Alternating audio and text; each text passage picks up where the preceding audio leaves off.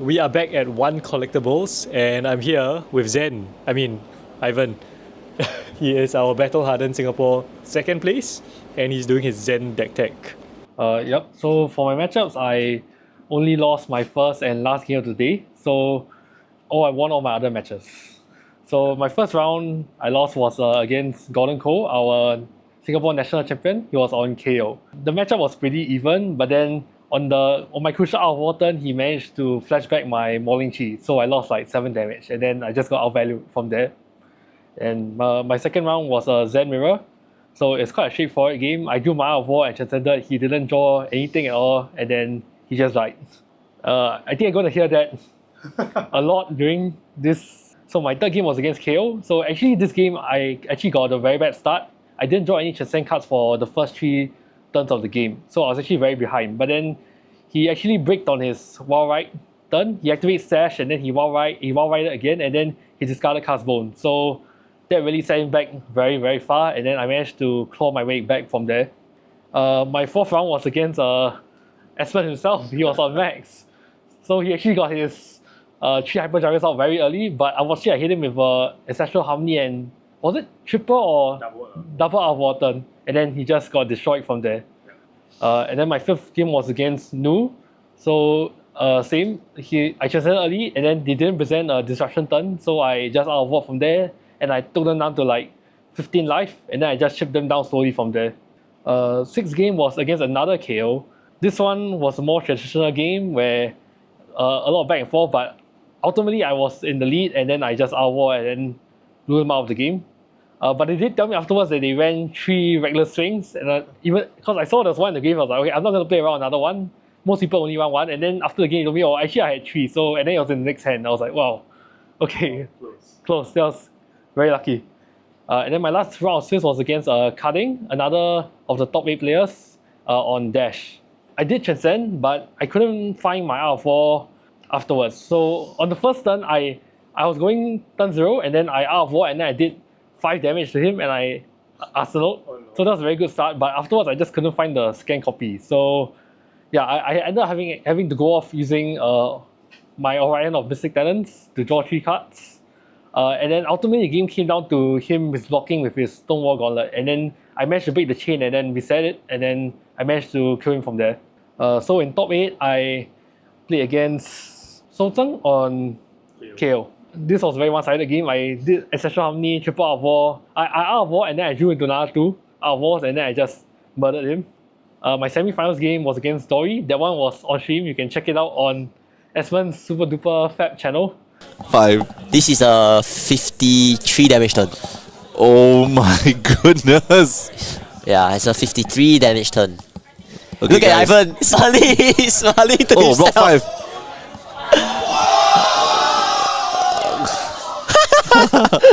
So that was a very exciting game, I think, carried by out of war. And then in my finals, it was against BK, Brian Kong on Dash. That game, I didn't draw out of war, and then he drew max velocity, and then I just got destroyed from there. Being very cognizant of what his game plan is, which is to put out as much damage as possible. Ivan's like, he kind of wished it was not a max battle, but it was. And that is the GG right there. Well played. Alright, so the equipment is pretty standard. There's Traverse the Universe, which is just an insane card, maybe the best card in the set. So basically, you just want to transcend early game. Early game, you just do whatever it takes to transcend one time, get the Chi into your deck, and then once you draw out of war, you just block with the Traverse and the Strike and Reprisal, and then you just go from there, because you pretty much have like a 7 card hand. And then the Chi, sometimes you use it just for pitch, sometimes you use it for Zen's ability to find a good combo card. And then Shuko just gives you value throughout the game. Same with Traverse. Traverse really lets you pull off a lot of Kasaya lets you pull off high level plays, lets you really get a lot of one pitch whenever you transcend, so you can use it to play a lot of really go over rate. I actually value the Kasaya higher than the Shuko, so usually if I need to throw armor, I'll throw I'll throw these 2 when I need the combo, then I'll throw Strike before I throw Kasaya, because Kasaya really enables a lot of plays that are otherwise not possible. Okay.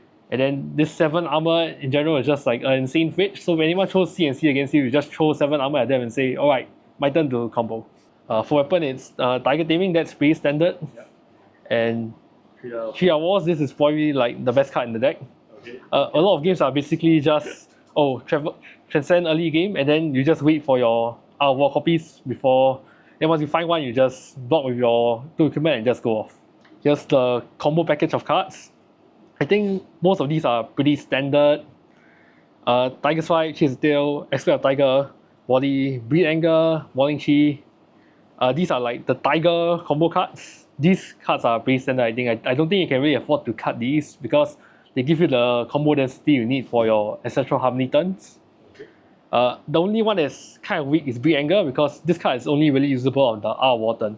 But there aren't really much other cards to put, so it's a flex slot. You can consider something else. It's quite hard to make use of Breed Anger any other turn of the game because you need to play a Tiger before it. So if you play a Tiger before it, usually you don't really need the second Tiger to trigger Shuko or anything. So it's usually just a leg tap, which compared to the other Tiger cards is actually very below rate. But on Art of War turn, it lets you get double dip off the Art of War. So I think that's when it really shines. I would say the most common card you find with ZEN is Morning Chi. Because usually you have one extra float. Either you play a double Transcend turn and then you don't really have any float to play. So you just get the one float from your Kasaya and then use it on Morning Chi. Yeah, Morning Chi is the most common one, but sometimes when you need a go again, you sometimes pick Tiger Swipe or Aspect of Tiger. And then Chase the Tail and Tiger Swipe are kind of like a combo because when you have one, you look for the other. Because they combo very well. When you Transcend, you have one Tiger and then you find Aspect of Tiger, you have another Tiger. So this enables Chase the Tail to be a 1/7, which is really overrated. These are what I would call the flex slots. So Harmony Hunt is just a okay card. I wouldn't say it's like very strong, but it mostly excels at Art of War turn because you can banish the Tiger from Harmony of Hunt to Art of War, which really pretty much nets you an extra card in hand. But on any other turn of the game, it's actually not that strong because you're pretty much, if you pair this with your weapon, it's pretty much just 2 cards for 6 damage, which is quite below rate. And then this blue is just for fun. I think the many blues can run in slot. There's Wind Chakra, there's Shifting Winds of the Mystic Beast. You can really explore with this slot. It's really, I just wanted more blues and there weren't really much better cards to pick from. And then there's this single copy of Chi Unleash, which is quite useful when you transcend and you have too much pitch. Normally you just find Morning Chi, but Morning Chi is a 5 with a 1 on hit, but Chi Unleash is just a straight out 7. So usually if I have too much pitch, I'll just find one Chi Unleash. It's good to have sometimes, just in case you got too much resource. So I think these 12 bonds package is quite unnegotiable because this pretty much just what lets you go like way above rate on your Art of War turn. I would say you have to run the red and the blue. You have to run both reds of the Descendant and Bonds, and then because you have red bonds, you might as well run the blue Descendant because it's kind of like free. One common play you can do is play a blue Descendant and then you transcend, and then you transcend and then you find red bonds. So basically you're going very above rate even though you're playing a blue card. So that's a very strong play you can do early game to get your transcend on. And then the blue bonds is mostly for blocking and for filling your grave up, because you usually want to get 1 bonds or 1 Descendant in grave in the early part of the game. So afterwards on your Art of War turn, you can Descendant bonds and then you can banish the bonds or Descendant in your grave to find another copy. So usually that lets you do double bonds, which is 2 bonds played during the turn, which really lets you go very high on the Art of War turn. Yep, so these are just short again, go again cards, because you notice the Tiger suit of go again combo cards, they just don't have any go again on them. So you need some kind of go again in your deck. If not, you're not really playing a ninja deck. I would say they're quite non-negotiable because the cards like Blue 100 Winds are especially very important because they're what let you transcend the easiest. There are some transcend cards that have conditions that require you to play attack on the turn. So it's quite hard to transcend with the non-attack blues, such as Wind Chakra. That's why I don't put them in my deck. So for transcend cards, I'm running all 9 of them.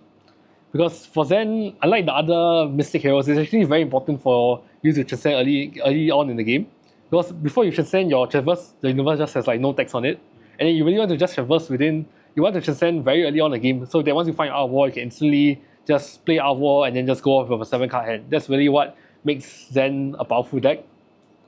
So that's why I run all 9 transcend cards. And then if you notice, some of the transcend cards require you to play an attack, such as Greens that tips the skills, Path Well Traveled, and the last one is Drop in the Ocean. So these 3 transcend cards require you to play an attack. Otherwise, you need to play blue 100 Winds, and then you can play one of these transcend cards on top, and then you get to transcend. But yeah, so if you draw like a Ancestral Harmony, for example, you can't really play these transcend cards out. That's why I think it's very important to have blue hit jabs in the deck. Levels of Item is just a staple in ZEN, or maybe every Mystic Hero ever. So it's very overrated if you do it on the Transcend turn, because a cool trick you can do is to play Levels of Enlightenment, and then holding priority, you play a Transcend card, and then you pitch that, and then you get the chi, and then you pitch that chi to Zen's ability. So Levels of Enlightenment will count basically 2 pitch cards, and then you'll be basically choose 2 modes, which is usually go again, and then either +1 or draw depending on what you need on the turn. So that usually lets you go very above rate. One of the most common plays you can do is to pitch a blue Levels of Enlightenment, then play a Transcend card, Transcend, and then you search your deck for Boiling Chi. And then so basically you have exactly the right amount of float to play Levels of Enlightenment, attack with your weapon, and then play a Tiger, and then Boiling Chi. So that's really a very overrated turn, and really lets you chip damage in for the Art of War. Orion is pretty much just like a 7 copy of Art of War or Ancestral Harmony. So these 7 cards are kind of what let you go really above rate. Whenever you combo with your Traverse and Shark Advisor, you pretty much need one of these cards in order to really make the full use out of your turn. So I just like to have the 7 copy of Art of War. I would say that at the start of the game, basically any hand that can transcend is a good hand, because the only thing you're concerned about is transcending and then sending a chi to the bottom of your deck. So it's a combo deck. So you pretty much have 2 phases: the pre-combo and the post-combo. Pre-combo, you need to transcend, get a chi in your deck. Then then after that you need to find these 7 cards. So I would say that besides that, you don't really want to do anything else really. You can do some Descendant Bond stuff in between, but I think what you really want to do is preserve your life, so that once you draw Art of War, you're able to really combo off. Because if you take too much damage early game trading, and then by the time you draw Art of War, you might actually be too low to keep a full grip, which I think is a mistake a lot of Zen players make, because as an aggro deck, you don't really think about blocking, but I think as Zen, you can really afford to block out, because your Art of War turn is just so overrated that you can really make back the difference in life as long as you can get to that turn. Art of War is the most consistent of them because it applies to everything. Ancestral Harmony, you kind of need to high roll a bit and then hit the combo card. But as I'm sure Esmond can attest to, there's so many combo cards in the deck that your chance of hitting Harmony is actually very high. I think it's about 60%. 60%. So the chance of it being better than Art of War is actually quite high, I would say. Yeah, but really, it just depends on the current game state. If you think that you can go on a bit longer without playing Harmony or risking it, then you might want to just wait for Art of War. But if you think that, oh, my life is getting a bit too low, I really have to go off right now, and then I'll just risk it on the Harmony, because, the chances aren't that bad. So coming to this Battle Hardened, it's a very fresh meta after the Parliament release, so I didn't really know what to expect from the field. So I just thought about what were my worst matchups, and then I just sideboarded for that. My sideboard plan is pretty simple actually. So this is my I Hate Azalea package. Okay. So basically against Azalea, it's a lot more of a game where they just keep trying to shoot you with arrows, and then you just need to keep disrupting them with CNC and Warmonger to try to get an off turn. Then once they don't present any disruption, that's the time where you use your equipment and then you go off. For the Warmongers, I take out Ancestral Harmony because it's the only non-attack action in the deck. So if you play Warmonger, you might not be able to play Ancestral Harmony next turn. So I just took it out to be safe, but I think that might be wrong because Harmony is a very, very strong card. So, well, it's a bit of a toss-up. I'll say you can try out and see what works for you. For CNCs, I usually take out the Harmony of the Hunt because it's a 2-block and doesn't block very well against Azalea. So I just put in the CNCs. This is my I Hate Nu package. So against Nu, Levels of Enlightenment and Orient of Mystic Tenants is really a liability in the matchup because they can banish it for a graveyard and then they just get draw 2 for free, draw a card, 5 damage, go again for free. So it's not a good idea to put in Levels of Enlightenment and Orient into them. So I just put in Snack and Cosmic Awakening. I know some people are running Sink Below or Unmovable, but I generally prefer not to sideboard D-Reacts into my Zen deck because if you draw them on your Art of War turn, you're not really able to make use of the card. So you end up just losing a lot of damage. So I just went for the blue snack, which is very safe. And then the Cosmic Awakening in case the game goes long. So this is the final part, which is the I Hate Kano package. The Kano matchup is actually not as good as you think it is, even though we have so many blues and AB3. The problem is that we have a lot of hands that don't really present much damage. If we draw like a bunch of combo cards like Breed Anger, Tiger Swipe, Chase the Tail, we can't really present much damage to Kano. So they're really allowed to just play out their hand and then do as much damage to us as possible. So I think the Kano matchup, the Kano sideboard is quite important, but the actual cards that you might play, I think it might vary a bit. I know some people are running Spellfray, some people are running, some people are just running the original weapon because they want to have a weapon to play. Some people don't like links because there isn't really much to search for it besides Tiger Swipe and maybe your blue Descender or Bonds. So sometimes you might want to throw in like a Sword the Wound for it. I didn't face a single Kano. There wasn't a single Kano in the entire Battle Hardened, so this is a completely untested sideboard. So do try it out and figure out what works. For Zen, you're mostly focused on just executing your combo plan. Any hero that lets you combo them is going to be a good matchup. So these heroes are really ones that don't let you combo. Azalea shoots you with the Red Ledger, you just can't do anything. You got no blocks in your hand, you got too many transcend cards, you just take a lot of damage and then they just inertia you every turn. So it's hard to keep a arsenal against them. And then for Nu, they simply have a lot of disruption. They have the Bonds of Agony, they could take a very important combo card you need for later. They could leave no Winster's Codex. There's just so much disruption that's why you need to play these stuff to play around it. And then Kano, you're just not fast enough because you need to spend one turn transcending, you need to spend the turn join out of war, and then your best equipment Traverse the Universe just doesn't work against them because they don't attack you.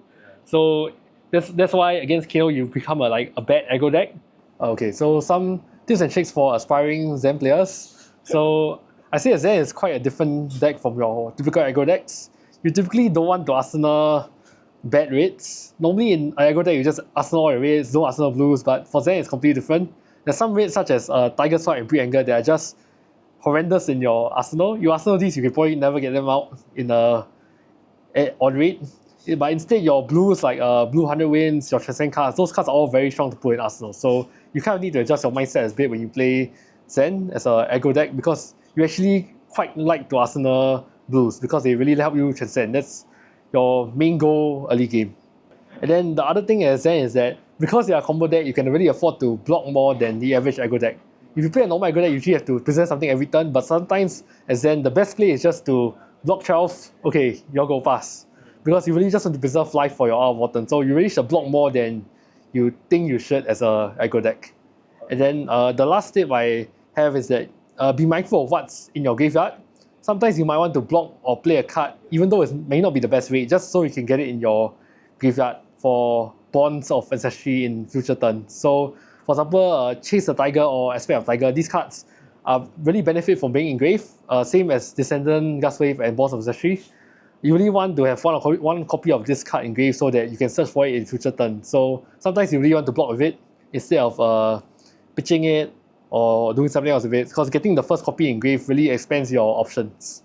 Alright, so that is the second place Battle Hardened deck tag Zen from Ivan Teo. Comment down below what do you think of his deck, and yeah, see you all next time. Bye bye.